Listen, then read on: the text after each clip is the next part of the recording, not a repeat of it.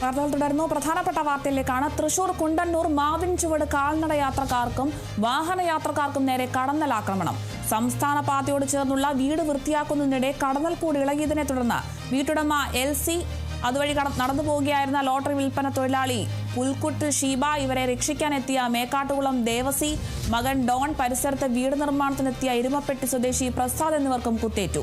പരിക്കേറ്റവരെ medical college ആശുപത്രിയിൽ പ്രവേശിപ്പിച്ചു. കടന്നലാക്രമണത്തെ തുടർന്ന് സ്ഥലത്ത് ഏറെ നേരം ഗതാഗതം തടസ്സപ്പെട്ടു. കരച്ചിൽ കേട്ടിട്ട് ഞങ്ങൾ റോട്ടിൽ ഇറങ്ങിയപ്പോൾ തേനീച്ച് കൂത്തുണ്ട് ചേച്ചിനെ. അപ്പം ഞങ്ങൾ ഓടിച്ചെടുത്ത് ചെന്നിട്ട് രക്ഷിക്കുക വന്നപ്പോൾ എൻ്റെ വില കുത്തി പുറത്ത് കണ്ണിൻ്റെ ഇവിടെ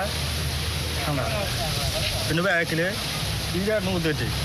അപ്പോഴേക്കും ആകെ എന്നെ വളഞ്ഞപ്പോൾ ഞാൻ അങ്ങോട്ട് ഓടി പോകുന്നു. പിന്നാലെ ഫുള്ളായി ഇവിടെ അപ്പോഴേക്കും എന്നിട്ട് ഒളിച്ചിരുന്നു ഞങ്ങൾ.